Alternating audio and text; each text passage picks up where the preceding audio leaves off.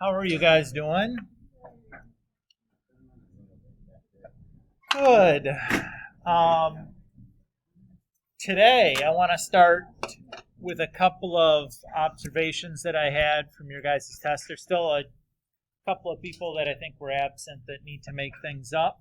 But a couple of small points that I noticed on some of the solving problems I want to point out to you is it's a kind of fundamental algebra skill that's kind of easy to overlook. So let's say we have like 2x plus 5 equals 7x plus 3. Okay? Let's say we're going to solve this, and let's say we wanted to do something like subtract 5 from both sides, right? So we usually write it that it looks like this, right? Keep in mind what we're really doing is we're doing 2x plus 5, the quantity, and then subtracting 5 from that equals 7x plus 5, and subtracting the 5 from that quantity. Now, because addition and subtraction is not distributive, it really is the same thing as this, right? What can get you into trouble, though, let's say, again, we have the same thing, or what I noticed, and say we want to do something silly like we're going to divide both sides by 2, which, again, you can do, but I've seen a lot of this going on, when really we need to make sure that we're doing the entire side. That really what we have is 2x plus, well, maybe we'll write it this way. Is really you want to do this. That everything has to get divided by 2.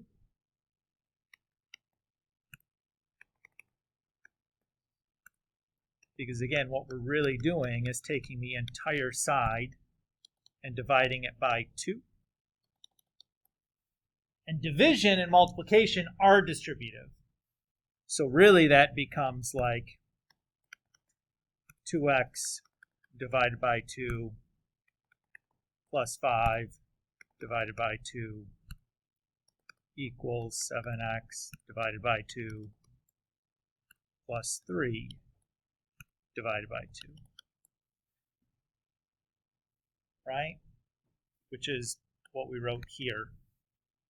So I'm just pointing this out, something that we have to be a little bit more careful on, because I saw, I don't know, like a quarter of students making mistakes involving dividing both sides of an equation and just doing it to one part of one side and not the entire side. So just be a little bit more careful with that. I wanted to point that out and kind of remind you of what the difference is and why there's a difference. When we add or subtract, we can do it to just one place. But when we multiply or divide, it's got to be to the entire side. Okay with that? Based on the test mistakes, that was the only previous learning kind of thing that cropped up a lot that I was like, we need to just take a moment to kind of mention this and straighten that out. Again, because it's easy to get kind of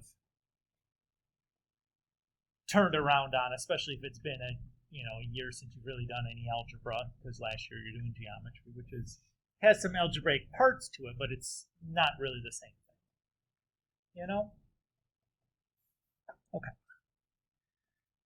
So today what we're going to do is we're going to start chapter 3. And chapter 3 is about solving systems of equations.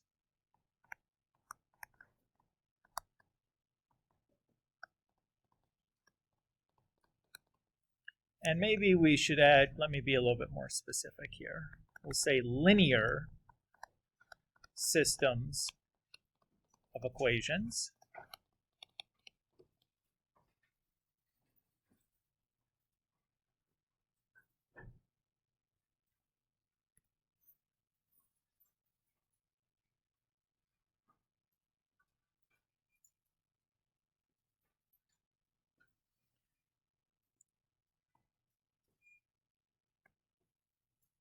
So when we say linear,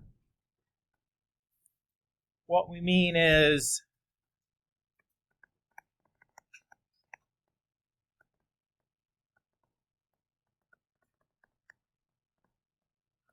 all of our variables are to the first power. So we just have like x or y or z. We don't have any like x squareds or something like that in there. Everybody okay with that idea? And when we say systems of equations,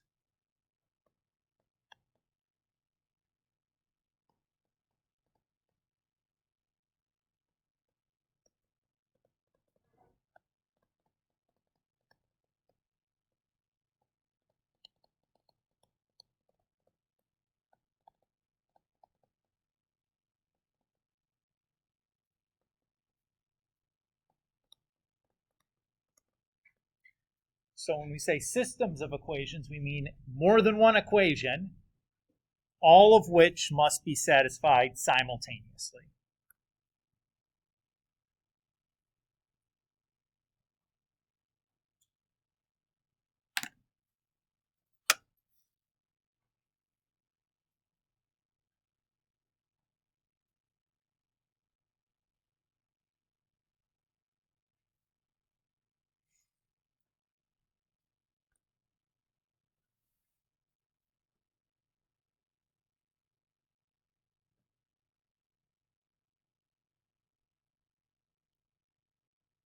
So let's talk about the simplest situation to start, and we'll talk about systems of linear equations in two variables.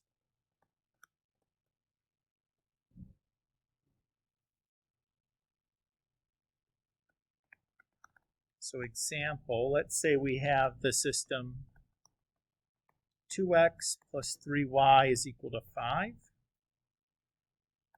And the second equation, x plus 2y is equal to 1.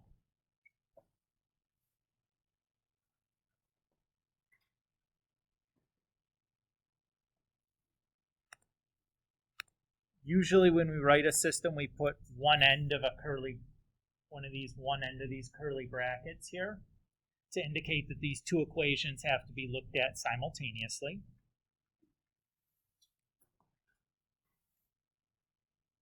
So what do I mean by simultaneous?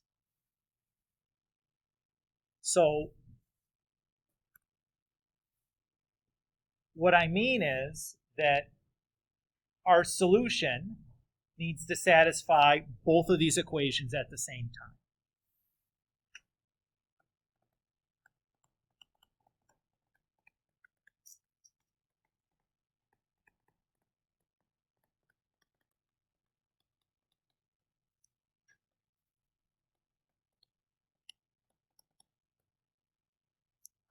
Maybe we should be more specific, say just all equations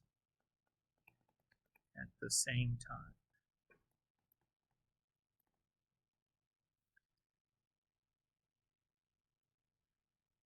So for example,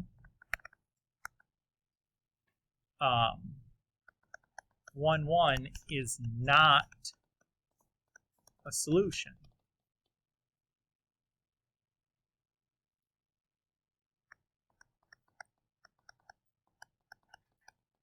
Even though 1, 1 satisfies the first equation,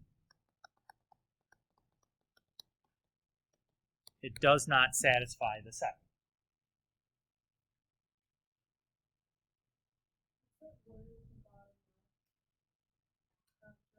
EQN.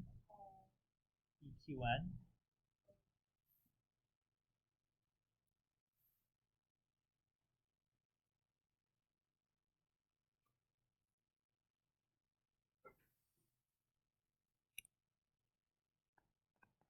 However, something like 7, negative 3 is a solution,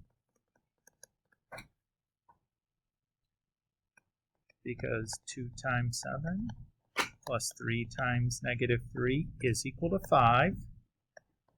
And 7 plus 2 times negative 3 is equal to 1.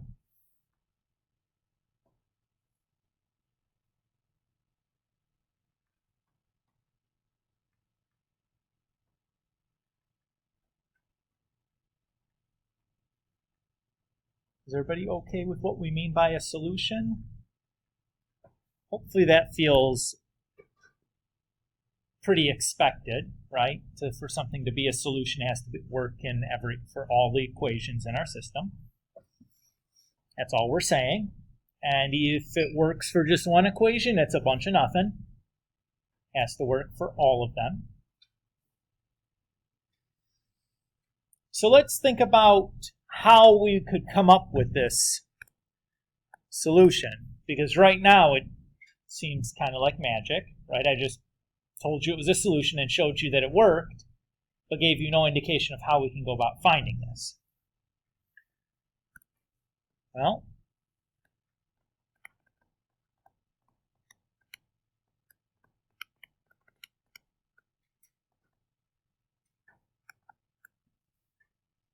today we'll look at 3 methods for solving a system of a linear system with 2 variables. And the first method that we'll talk about is graphing.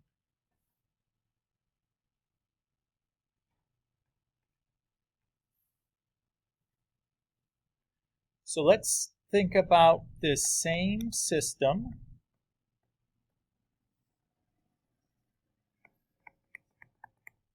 that we just wrote down.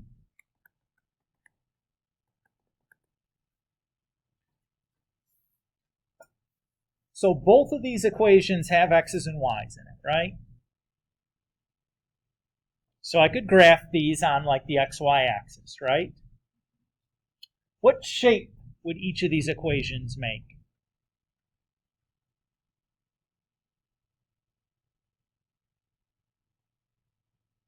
Okay, so maybe it's not totally obvious just by looking at it.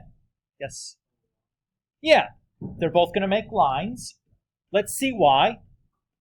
Right now, it's probably not totally obvious just looking at them, right? Let's rewrite them in maybe a form that's a little bit more familiar. So let's put it get the y on one side.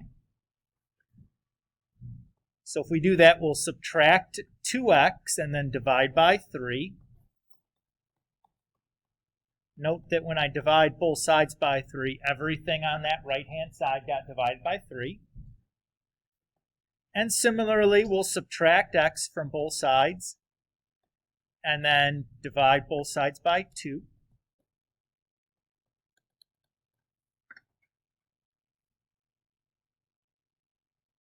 And now it should be pretty obvious that we're looking at is a line and another line, right?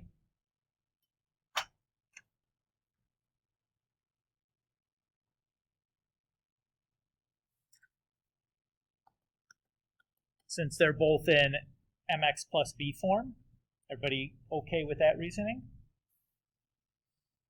Okay, so where would the solution be? The solution has to satisfy both equations. Exactly. If the solution has to satisfy both equations, that point has to be on both lines at the same time. The place where that's going to be is at the intersection of the 2 lines. Everybody okay with that idea? Now, what's the drawback to using this as a method? There's a couple. Sergio? So it's kind of tedious and time-consuming, sure. There's something else that's also kind of in the practical concern. So the solution here was 7, negative 3.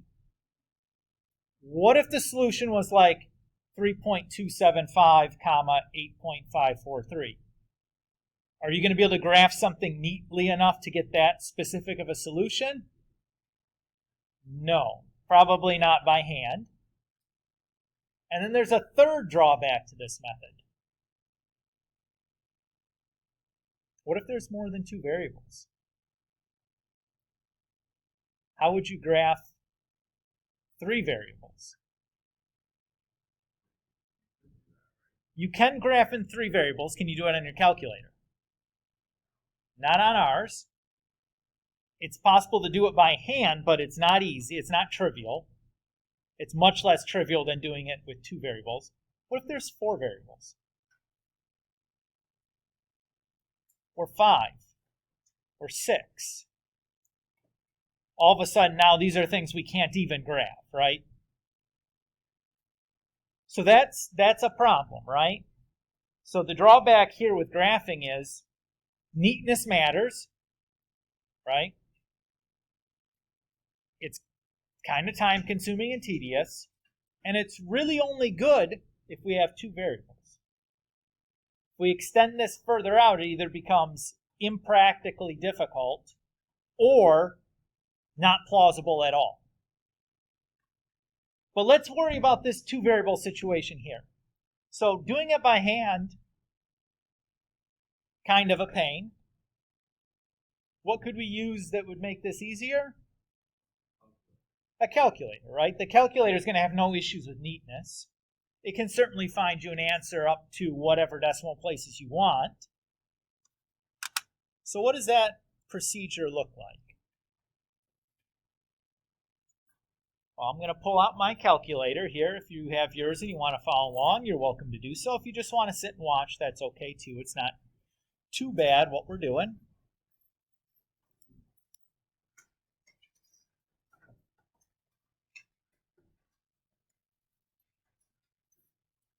So if we want to graph, yes, sir. Yes, of course. So if we want to graph something on our calculator, where do we go? The y equals. So let's go there. And in the y equals menu, we're going to type in both of our two equations in two separate lines. You'll see that's what I've done here already. So if you're following along, take a moment to type in our two equations. Notice what version of the two equations did I have to type in?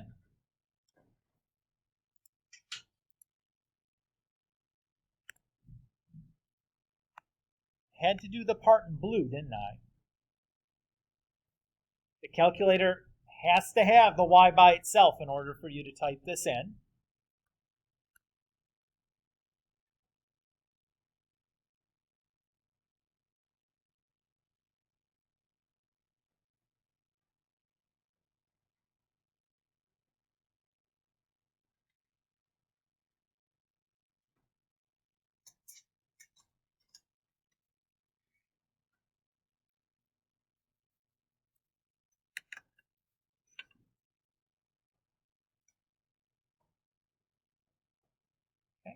Now that we've got this typed in, let's look at the graph and make sure that with the window that we're going to choose, that we can see the intersection. We have to be able to see where the two graphs are crossing in order for us for the calculator to find the intersection. So our window we choose has to be one where we can see where they're crossing. So right now we probably have no idea where the intersection would be.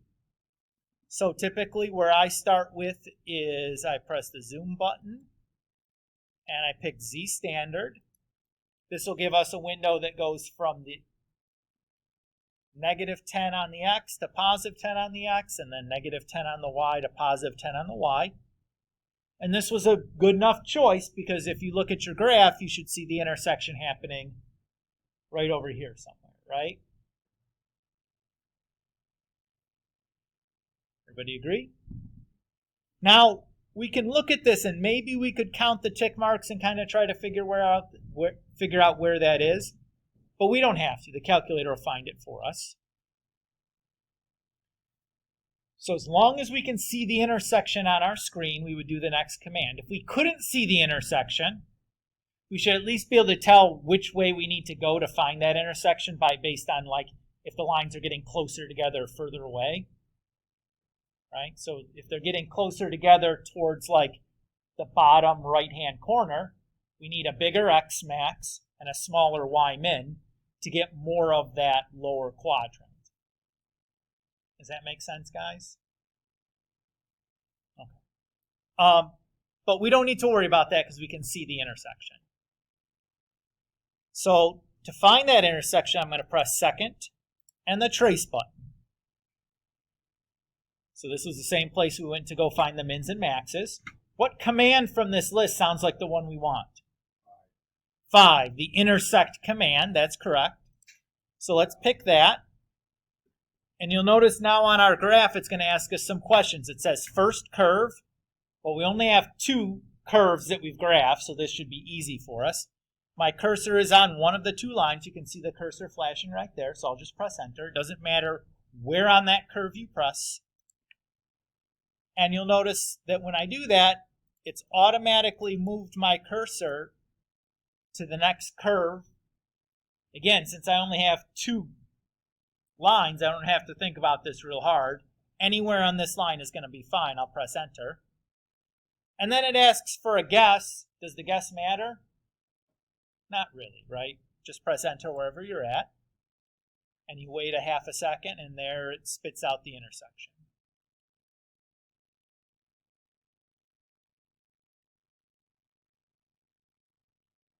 Does that feel okay? Now here are some questions for us. So we've done this. We have a method to solve this by graphing.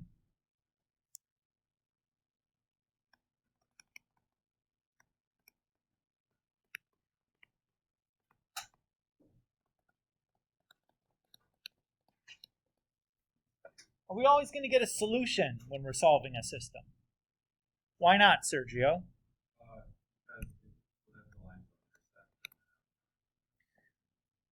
Yeah.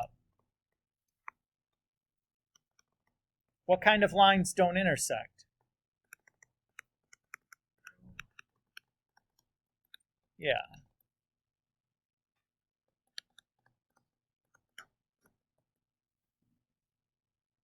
Does anybody remember how we can tell if 2 lines are parallel just by looking at their equations? Okay, same slope. And what else? That's not enough.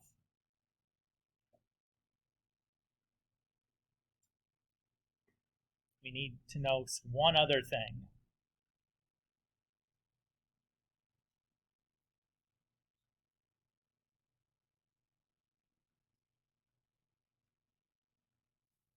Something has to be different.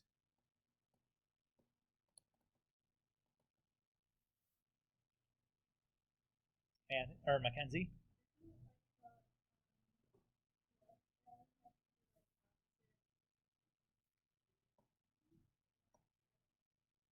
So you just need a different y-intercept. Why can't you have the same y-intercept and the same slope and still be parallel lines? Be the same lines. Would those intersect? Heck yeah, they would, right? If you had the same line, those can't be parallel. You must have a different y-intercept. Okay. So we have to be wary that sometimes we can get no solution. The 2 lines might be parallel, but we've just established an easy way for us to visually kind of check that, at least in a 2-variable situation, right? If we write them in y-intercept form, it'll be obvious right away whether or not it's parallel.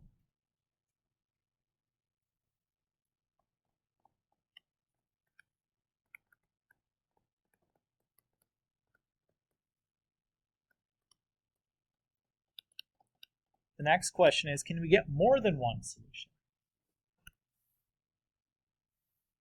We've seen we can get one when they intersect.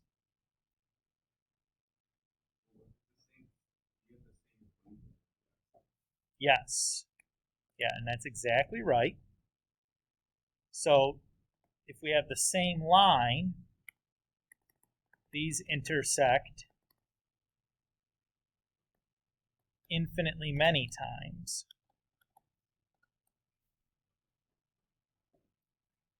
The geometric term for this was coinciding.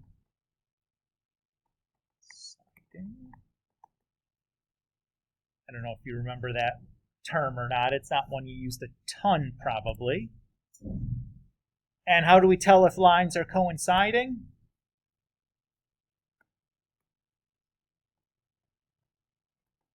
Same slope and same y-intercept.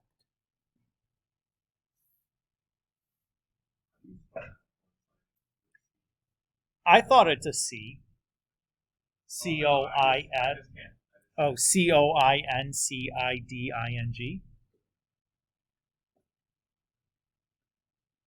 I don't think it's inside, like inside a building. But I don't know. I'm a terrible spieler. It was not my strong suit. But I do the best I can. And if you see something that's an obvious typo and you think it matters, say something. If you don't think it matters, just give me a break on it. Because I know I'm bad. Okay.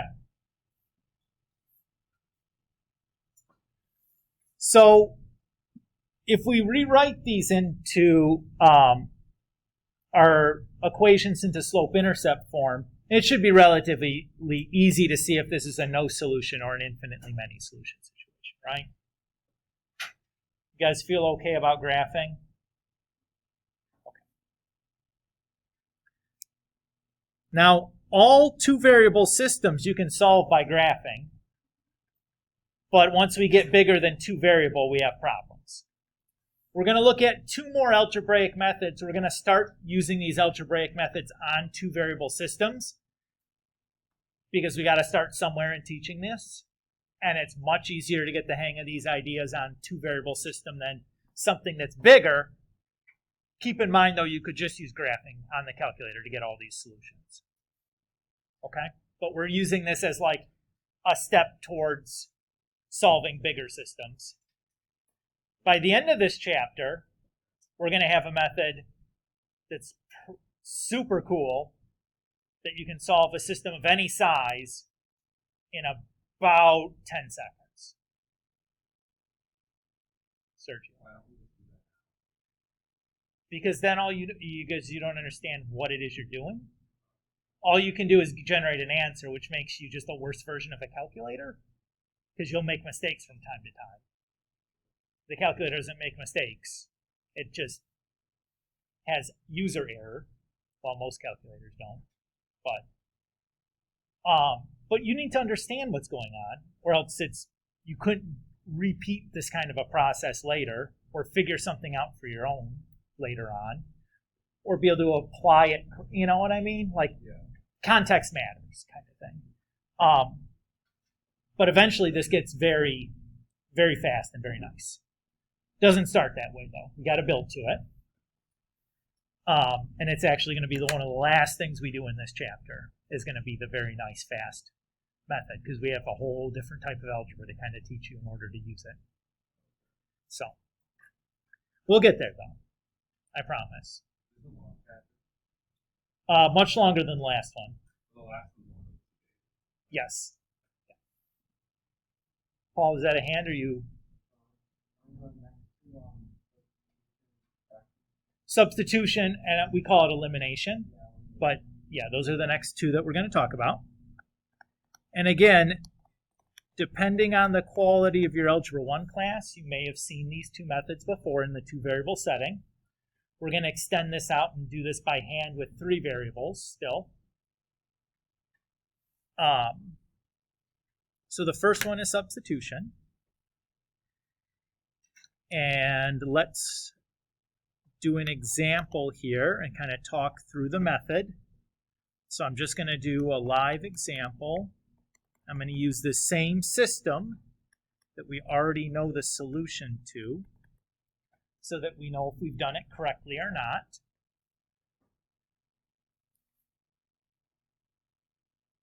So the idea in substitution is to isolate one variable in one of the two equations, and then you use that to substitute into the second equation, leaving you with just one variable, or one kind of variable.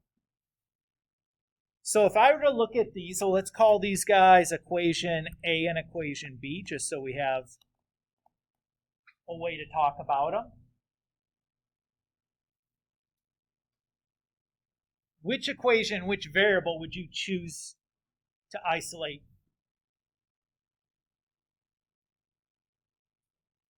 Tommy. Good. So Tommy says, let's isolate variable x from equation B. Why did you say that, Tommy?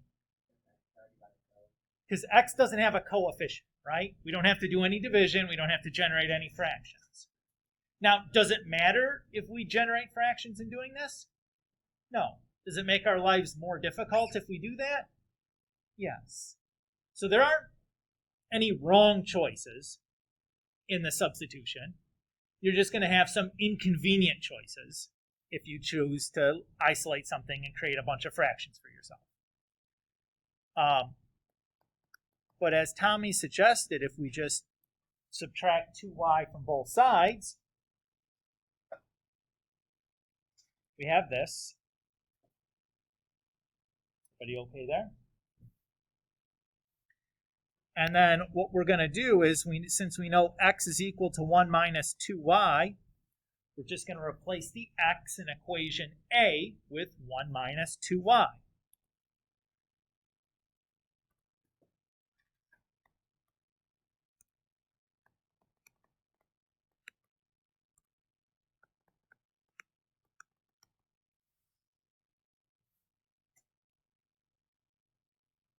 And you'll notice the result here is just one kind of variable in this equation, right? All we're left with is y's. So this we should be able to solve quite easily. So if we distribute the 2 through, and we combine some like terms, and we can subtract 2 from both sides, and divide by -1, and we get that y is equal to 3.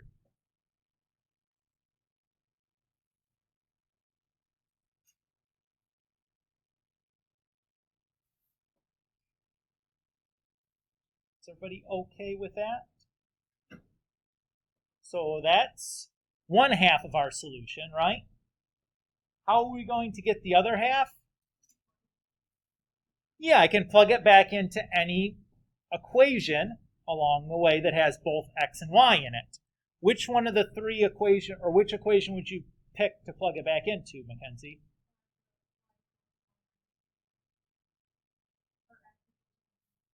Yeah, so the best place to plug it back into would be here. Again, there's no wrong answer, but if I do that, I don't have any division to have to do, since the x has already been isolated.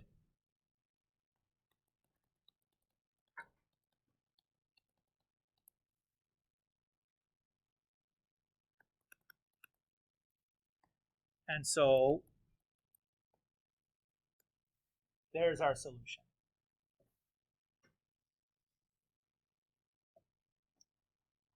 What do you guys think? Not too bad, right? Do you remember doing this in your Algebra 1 class? You probably did. You know, most of us had it's not an uncommon Algebra 1 topic. Most Algebra 1 classes will do this method at least. Let's do elimination now.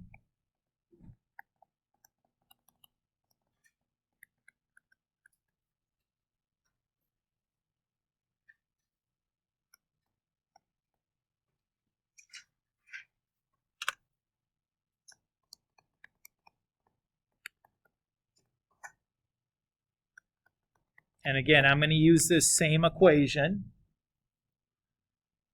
over again.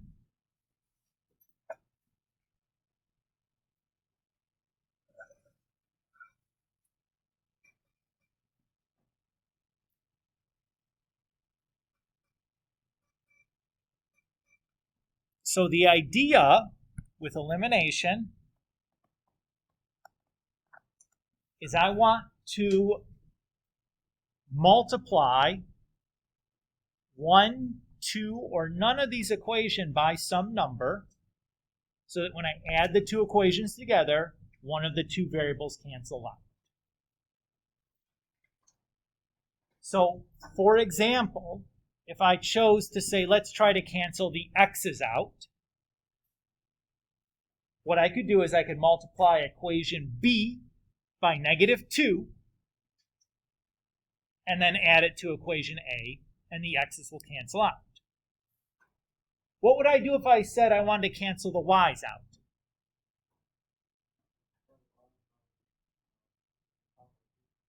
Close.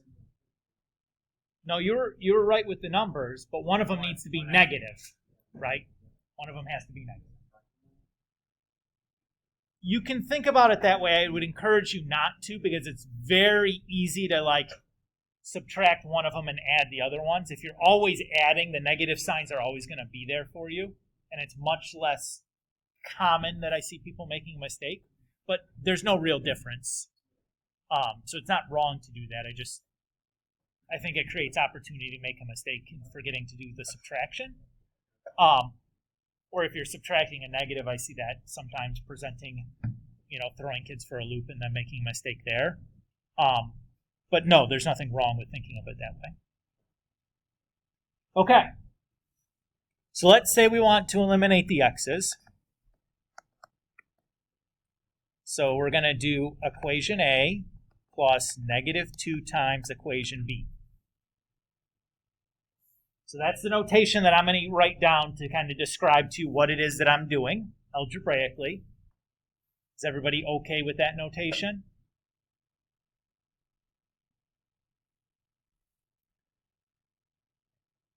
So equation A is 2x plus 3y equals 5. And -2 times equation B is -2x minus 4y equals -2. And then I'm going to add down.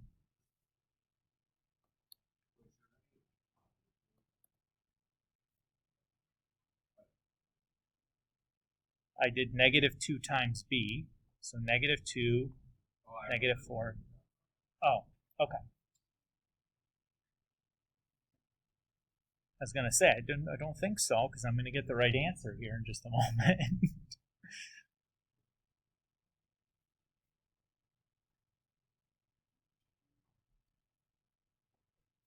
Everybody still okay? So the x is canceled out, and now I just divide by -1 to get y equals -3.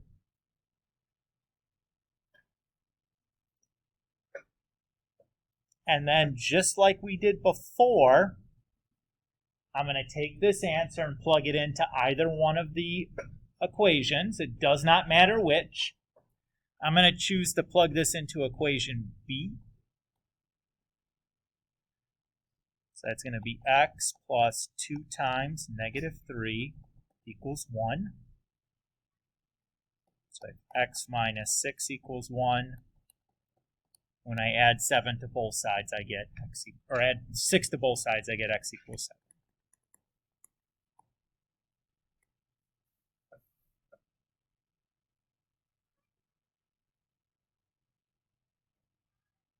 Is everybody okay here?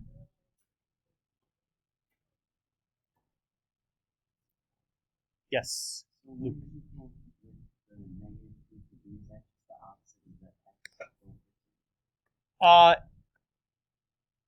It is in this case, yes.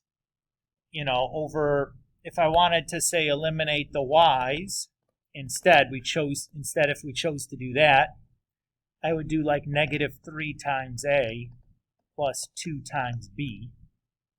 And that would make the y coefficients either -6 and then +6. So again, when I added them, they would cancel out. So it's not necessarily what I'm multiplying by is the opposite, but I'm trying to make the coefficients opposite.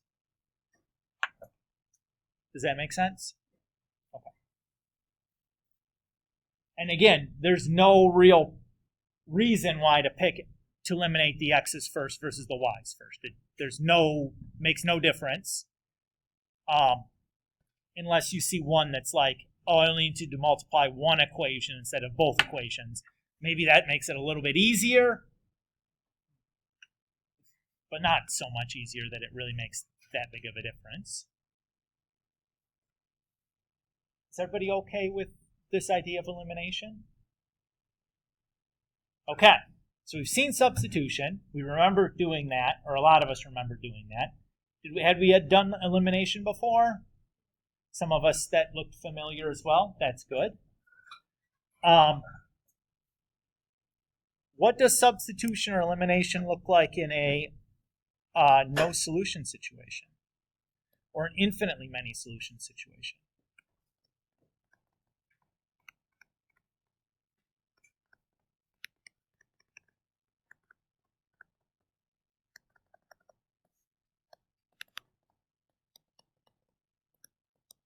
So I'm going to use the abbreviation IMS for infinitely many solutions.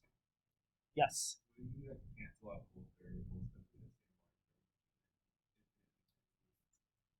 So you're telling me that I need to start by writing both equations into slope-intercept form, checking that, and then going back to the problem to start? Doing it the other method if they're not parallel or coinciding? Because you can do that, but I think that's more work than we need to do. So let's just see what happens if we don't bother with that check, right? But you're right. You could certainly do that. There's nothing wrong with doing that.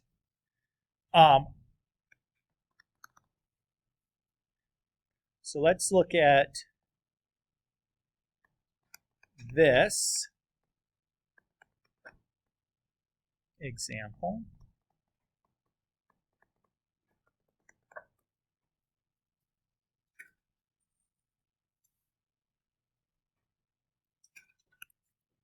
And again, I'm going to refer to these as A and B.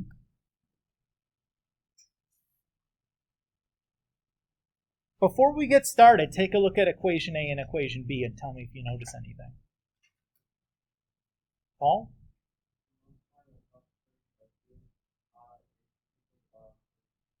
Good.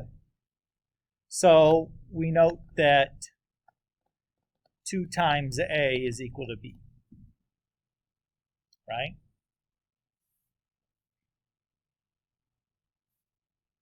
That would be enough for me if you wanted to stop and tell me there's infinitely many solutions. But I'm going to ask for a little bit more than just identifying that it's infinitely many solutions. Because that doesn't mean that like any ordered pair is going to satisfy this. When we write our answer for infinitely many solutions, what I'd like you to also do is report to me the form of that solution set still as an ordered pair. And we'll do an example with this to kind of illustrate that. But let's say, just for the sake of argument, that you didn't make that observation. That you didn't notice that equation A was 2 times equation B. Because sometimes it could be something weird, like it could be like 5/7 could be the factor, and then it's quite difficult to notice that, right? You could have that and everything could still be an integer. It can happen. So let's just go ahead and proceed as we normally would, right? So maybe we choose to eliminate the x's. We do negative 2 times A plus B. So that's negative 6x plus 4y equals negative 10. And then plus B.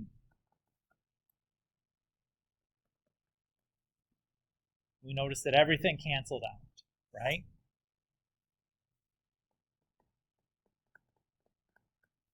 If you're left with a true statement, like 0 equals 0, or 1 equals 1, or 10 equals 10, or whatever, that tells you that this is infinitely many solutions.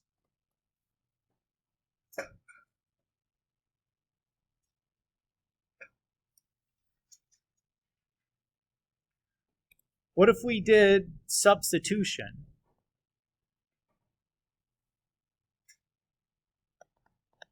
So let's just say, for the sake of argument, we isolated the x in equation A.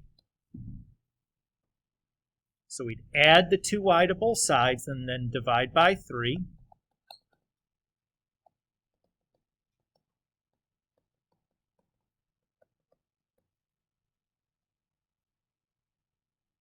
And then we're going to substitute that in to equation B.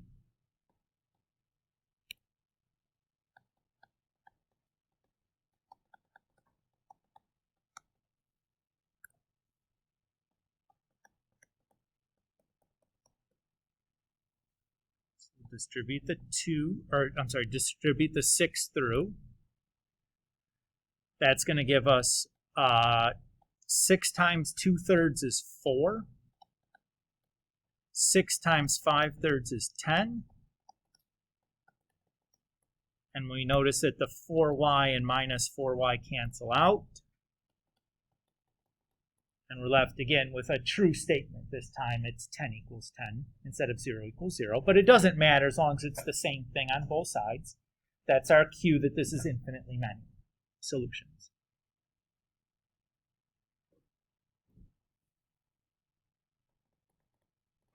So I had said that this was not enough for me to just tell me infinitely many solutions. We also wanted to give the form of that solution, of those infinitely many solutions.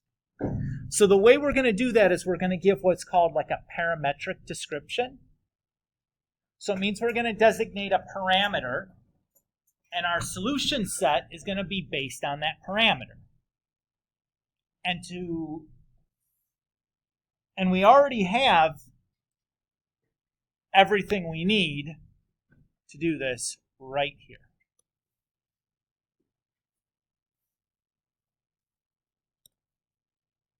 So our x, we're going to write as 2/3 y plus 5/3.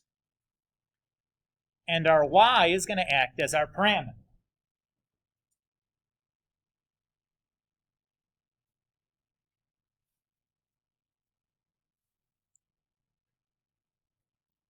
So for example, this represents infinitely many solutions because I have infinitely many choices for y. Let's say that we pick y to be 2. If we do that, the x then is 2/3 times 2 plus 5/3, which when we 2 times 2/3 is 4/3, plus 5/3 is 9/3, which is 3. So 3/2 is one of the infinitely many solutions. And you could continue picking y values and generating more solutions, but what I'm really interested in is this answer.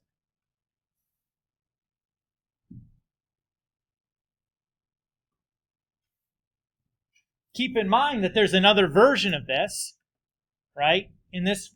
For this solution that I've described, I chose y to be the parameter. There's no reason that I couldn't choose x to be the parameter. So instead, if we had isolated the y, so if I do that for equation A, I'd subtract 3x and then divide by -2, right?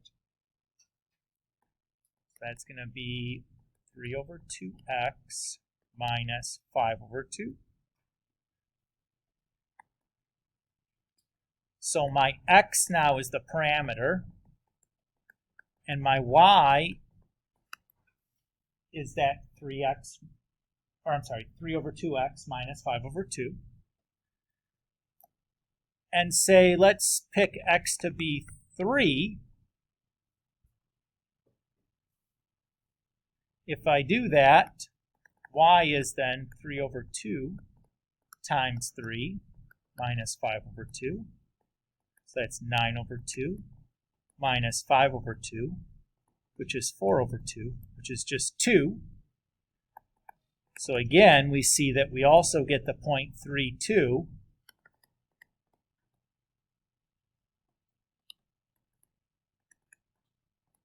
So I've just demonstrated to you that this is the same answer, it's just written a different way, or we've chosen the other variable to act as the parameter. Yes, Luke? Once we create that x equals 2x minus 5, do we need to go any further? No. I'm just demonstrating to you what that is representing. So all of this stuff down here, it's just me kind of demonstrating what that solution means, what you can do with it. Why would we care about that? It's just an easy way to generate solutions to this problem. Is that okay? Yes. So, yeah, so this would be, I would need this and this per se, for example. Just to tell me infinitely many solution and then the parameter. That would be your final answer. Yes? So is that true and then infinitely many solutions, the answer could be eliminated? So either whether you do substitution or elimination, you should say infinitely many solutions and give the parametric answer. The parametric answer, either one of these two is fine. If you're doing elimination, either one is, it's not like one is easier to come up with than the other. You just isolate one of the variables. If you're doing substitution, I would just use whatever variable you've isolated to act as the parameter. But you don't have to do it that way. Does that make sense? Okay. Let's see what no solution looks like. Sound good?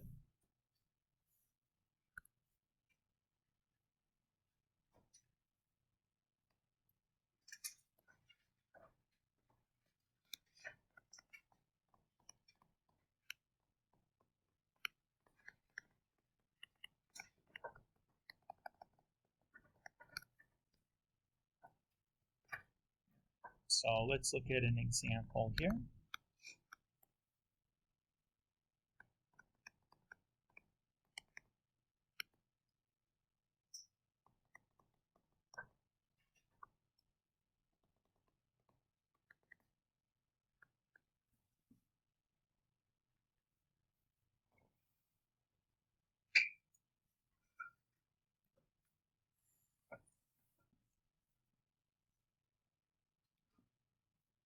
Let's take a look at this system. And before we start, let's just take a minute and see if you notice anything about these two equations. Again, we'll refer to them as A and B.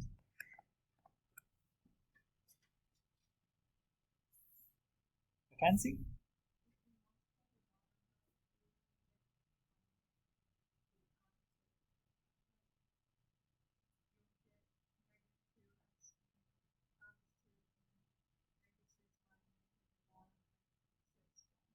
Okay. What about the other side?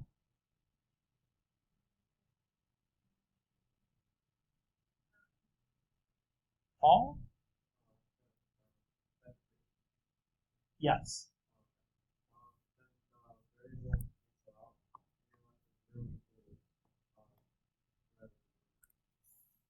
Yeah. So between the two of you, I think you've got it here. The observation to make is that if you take, say, -2 times the left-hand side of B, that's going to equal the left-hand side of A, but -2 times the right-hand side of B does not equal the left-hand side of, right-hand side of A. So RHS and LHS is just right-hand side, left-hand side. So that's what you're looking for, is that you can make one side match up. Well, no, it specifically has to be the side with the variables match up. But you can't make the constants match up when you do that. So it's like halfway to the infinitely many solution situation. Like it's almost the same equation, but not quite. All right. So let's see what happens when we do elimination, as Paul's already kind of hinted at. If we do equation A plus 2 times equation B, so equation A didn't change, and equation B is negative 2 plus 6y equals 4. And the result is going to be 0 equals 5. This is false. And false always means no solution.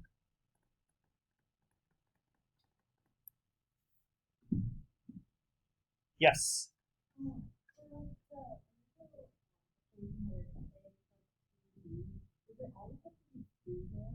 No. It's just been... Yes. So the goal was getting the... We wanted to eliminate... I chose to eliminate the x's. So I just looked at the x coordinates, or the x variables, and I noticed that if I multiplied equation b by 2, when I added them together, the x would cancel out. So that's why we chose 2 there. Is that okay? Okay. You're welcome. So we're done at that point. There's nothing more to do for a no solution situation. As soon as you get the false, game's over, you're done. What's substitution going to look like? Well, let's say that we wanted to isolate the x in equation B. Since I won't generate any fractions doing that, that's kind of the easiest route. So that's going to give me x equals 3y minus 2. So I subtracted the 3y over and then divided by a negative 1. And then if I substitute that in then to equation A,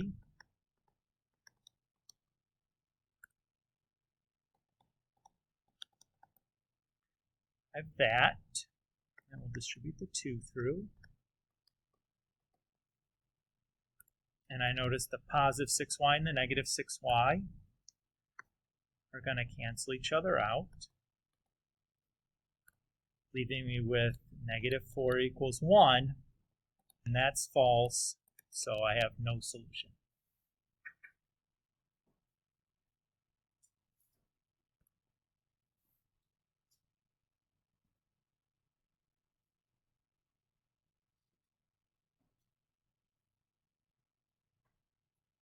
Does that feel okay there?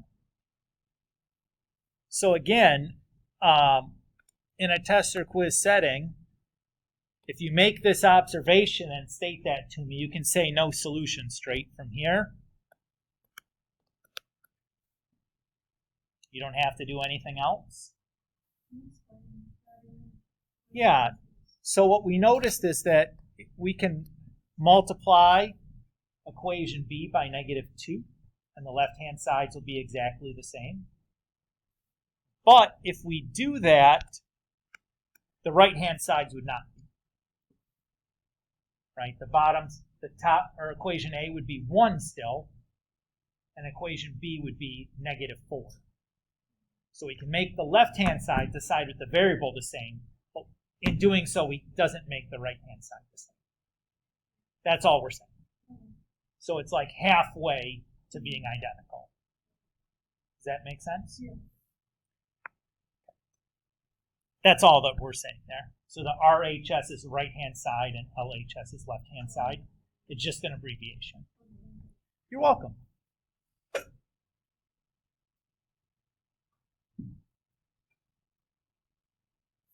Okay. So, keeping in mind, for two variables, can always do graphing.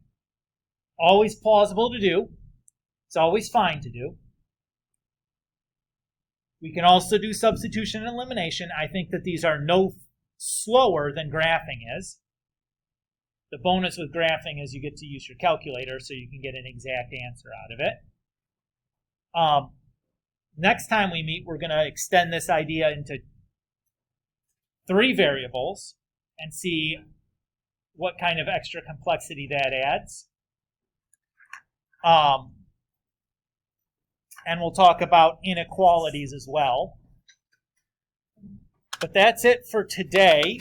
At this point, you guys are ready to do homework 1 and homework 3.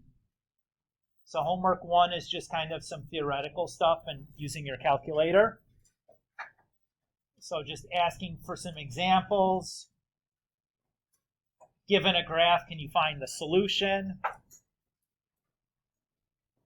Graph by hand and write down and find the solution, and then use your calculator to find the solution. And in equation or a homework 3, I just have 4 substitution problems and 4 elimination problems. Okay? So it shouldn't be too bad, but that's it.